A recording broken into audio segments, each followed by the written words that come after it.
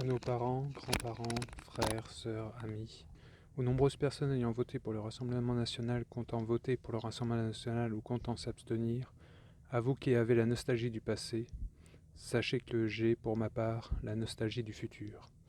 J'ai la nostalgie d'un futur que je pensais évident, inébranlable, certain, lumineux, simple continuité évidente du présent, peut-être en mutation légère, changeant selon le vent et la vague, évoluant simplement pour maintenir en toutes circonstances sa structure, son cœur, son être, son âme, ce qui nous fait, ce qui nous tient à cœur. Pourtant ce futur s'étiole aujourd'hui, il se dissipe, il s'assombrit, il se noircit non pas par des catastrophes touchant directement, guerre, famine, incendie, icebergs face auxquels il faudrait lutter pour nous maintenir en vie, non, mais par un assombrissement de notre cœur, de nos émotions en nous, troquant la confiance par la méfiance, l'accueil par le doute, l'amour par la colère, et nos mots devenant agressifs, sur deux, au point de ne plus s'ouvrir à la discussion, nous séparent plus qu'ils ne nous lient. S'il vous plaît, s'il vous plaît. Ne nous volez pas ce futur fait d'une Europe où la France est plus grande qu'elle-même, une Europe de liens, de connexion, de confiance, d'ouverture, de vie commune, d'accueil, de la riche et belle diversité qui compose l'humanité, une Europe d'organisation ensemble, de dialogue et de compromis, une Europe qui nous grandit en tant qu'être humain, une Europe que vous avez contribué à bâtir. Ne détruisez pas ce futur fait de paix, pas une paix cachée derrière des murs et des lignes Maginot, des illusions de repli sur soi, pas une paix attisant la haine de l'autre côté du mur, la haine de l'autre qui ose avoir le culot, le courage, la honte, le désespoir de traverser, ce culot des Berlinois passant à l'ouest, pas une paix qui n'est qu'un déguisement de guerre, mais une vraie paix, une paix en soi, une paix ensemble, une paix avec l'autre, une paix d'accueil, fierté d'aider son prochain, fierté d'être soi avec les autres. Ne brûlez pas le futur des droits, celui des droits des femmes, des droits qui seront ceux de nos enfants, de vos petits-enfants, celui des droits de nos amis, de vos amis, des amis si précieux, qu'importe qu'ils soient LGBT ou non français, car nos cœurs sont liés d'une amitié sans étiquette. Ne brûlez pas le futur des droits des enfants à naître, innocents, si innocents, qui ne décident pas où ils naissent, qui ne demandent qu'à être accueillis sur la terre qui les voit naître, avec amour, accueil, bienveillance, ouverture. Des bébés qui ne demandent rien sinon un simple droit à la vie, à vivre, sans peur et sans jugement à leur première seconde sur leur terre-mère, à leur premier souffle, à leur premier cri, à leur premier contact au monde. Ne démolissez pas ce futur de la parole libre, celui d'une presse libre, d'un art et d'une culture libre qui a le droit de dénoncer, de faire rire, de critiquer, de commenter, d'investiguer, de dévoiler, de démontrer, celui d'une culture vivante sans censure, sans obligation à la conformité au régime, sans autodafé, celui de la liberté de parole, d'association, de réunion, de discussion, sans délation, sans surveillance, sans peur de la dénonciation, loin des dystopies de 1984 ou de Fahrenheit 451 qui semblent prendre forme et corps dans la réalité. J'essaye de comprendre pourtant. Je comprends que vous puissiez avoir peur, peur pour vos enfants, peur pour vos fils et vos filles qui se font peut-être déjà fait suivre la nuit par des inconnus, peur pour la sécurité dans un monde d'attentats, de terrorisme, peur pour leur survie dans un monde de guerre. Mais vous sentez-vous vraiment de vivre sous surveillance ? Accroître la surveillance et les discriminations ne peut qu'amener à accroître la colère et la violence des personnes surveillées et discriminées. La paix ne viendra qu'à condition de faire aussi la paix en nous et avec les autres. Et si nous prenons quelques minutes pour observer notre quotidien, chaque jour de nos vies réelles, loin des médias, n'y a-t-il pas bien plus de bonté et de tranquillité dans notre pays que de méfiance et de peur ? Je comprends que vous puissiez avoir peur de l'augmentation des impôts, de la taille des changements nécessaires à la transition écologique, du coût nécessaire au maintien de nos écoles, de nos hôpitaux, de notre système. Mais à quoi servira cet argent sous 50 degrés si nous ne réalisons pas les investissements publics nécessaires à la lutte contre le changement climatique ? Et les possibles imperfections de nos systèmes publics justifient-elles qu'on détruise ces systèmes ? Souhaitons-nous vraiment dans notre cœur, dans notre âme, la fin de l'école publique, du système hospitalier, de l'administration publique ? Ou au contraire, n'en souhaitons-nous pas l'amélioration ? Je comprends que vous puissiez avoir peur de la guerre, de la folie, de la barbarie. Je comprends qu'il puisse être plus simple et plus apaisé de regarder ailleurs que de se taire, plutôt que de prendre le risque de dénoncer réellement la Russie. Mais veut-on vraiment faire partie des collabos ? Peut-on vraiment pleurer les Ukrainiens, les accueillir, les aider, tout en acceptant sans lutter les actes de leurs envahisseurs ? Je ne souhaite pas la guerre non plus, mais on ne peut pas regarder ailleurs alors que la guerre est en cours en Europe. Renaud chantait, les Français criaient « Vive Pétain !» Il n'y avait pas beaucoup de Jean Moulin. Prouvons-lui le contraire en étant chacune des Jean Moulin.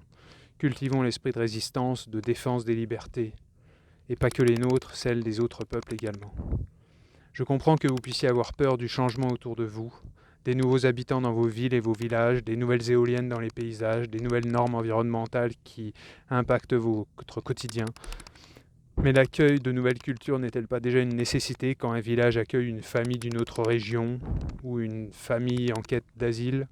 N'avons-nous pas nous-mêmes déjà été amenés à déménager et à être accueillis dans un ailleurs ? Et ne savons-nous pas au fond de nous que les changements liés à la transition écologique sont bien nécessaires et bénéfiques quand la France brûle ou se noie ? Le changement climatique continue d'avancer tandis que nous hésitons à agir. À nous de décider avec pragmatisme et réalisme ce que l'on souhaite faire pour le freiner. Je comprends que vous puissiez être plein de colère, d'émotion face aux violences en Israël, face à la violence extrême des actes, face à l'agressivité des prises de parole politiques, mais cela justifie-t-il de rendre notre propre pays plus violent ? Cela justifie-t-il de se perdre soi-même dans ses émotions et d'en perdre toute lucidité ? Cette lucidité qui dit que tous les humains sont égaux, que tous les enfants sont innocents et que la priorité est d'arrêter les horreurs perpétrées de chaque côté. Je comprends que vous puissiez être déçu, désespéré, triste, en colère, plein d'attentes perdues, plein d'espoir déçu. Cependant, ne vivons-nous donc pas encore dans un pays en paix ? Ne vivons-nous pas encore dans une abondance que nombre de pays nous envient ? Nos supermarchés ne sont-ils pas pleins ? Souhaitons-nous vraiment prendre le risque de bouleverser les piliers fondamentaux de notre vie, de notre République, par vengeance, par dépit, pour tester autre chose ? J'essaye de comprendre, mais souvenons-nous de notre répugnance face à l'arrivée de Jean-Marie Le Pen, le monstre soutenant Vichy et niant l'Holocauste. Qu'est devenue cette émotion ? Qu'est devenue votre âme, notre âme, votre lame ? Notre lame s'est-elle donc émoussée à force que les médias et le web nous aspergent de tout ce qui est sombre en l'humanité ? Pourtant, dans notre chair, dans nos vies quotidiennes, on sent bien que cette noirceur que les médias nous montrent n'est qu'une minuscule parcelle du réel et que la bonté et l'amour est bien plus présent que tous les faits divers réunis. Je pense aux couples de non-français ou mixtes qui ont choisi la France pour travailler, pour leur carrière, pour vivre, grandir, prendre racine, s'épanouir, qui ont leur réseau, leur quotidien, leurs amis, leur famille, leur boulanger, qui sont en train de faire un enfant parce que la France est belle et que c'est elle qu'ils ont choisie et qu'ils aiment.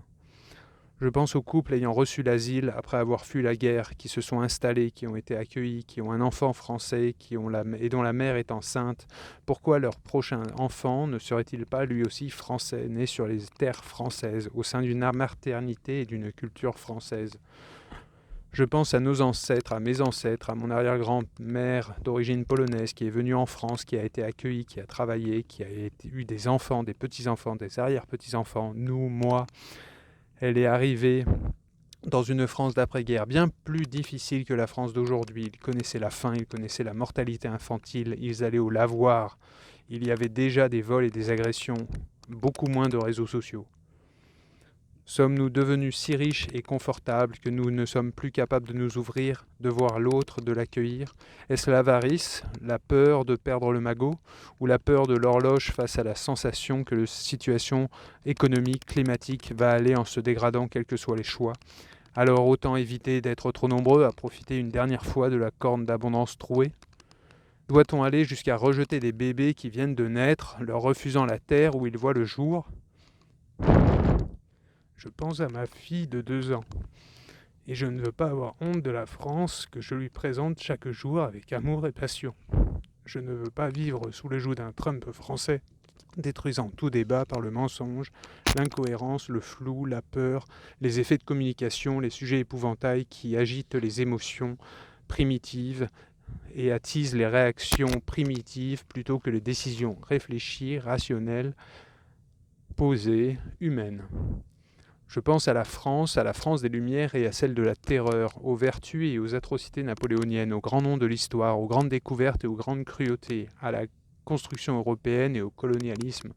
Je sens que l'histoire s'écrit aujourd'hui, je sens un pli se former, une déchirure, le passage en terre obscure.